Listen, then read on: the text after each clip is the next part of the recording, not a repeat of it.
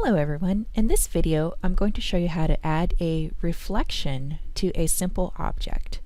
You can use the images from Google Classroom, the heron and the beach, or you can get your own images on a subject of your choice.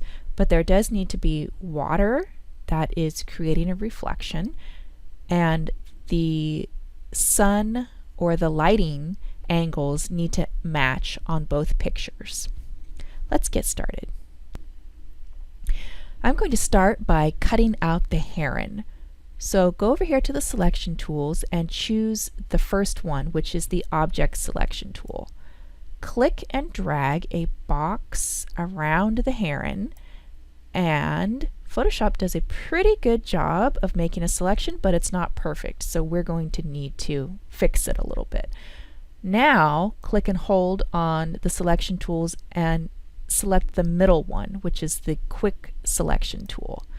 I'm going to use the zoom tool to make this larger so that I can see what I'm doing, and then get my quick selection tool again.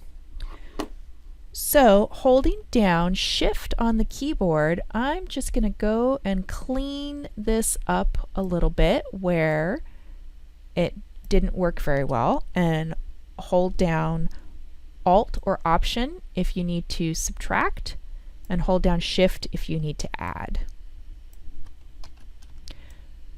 So I'm going to go down here and hold down Shift, add the rest of the foot, add a little bit of the foot here.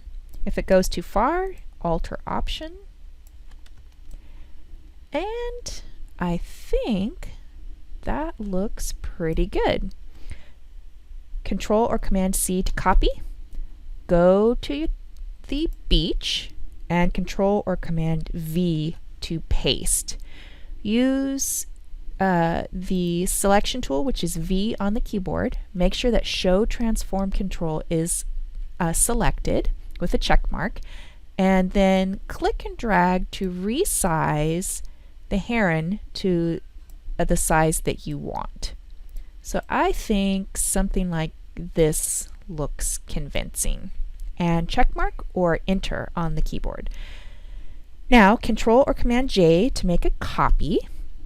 And I'm going to go to Edit, Transform, Flip Vertical, and then click and drag to move that down, and I want it to line up exactly with the other one because this is going to be the reflection.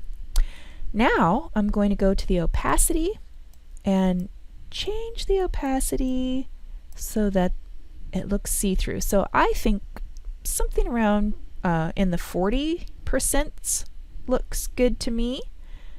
So I'm going to go with that. Now I'm going to go down here to the bottom of the layers panel and add a layer mask. So now I have this white rectangle mask added. I need black as my foreground color here.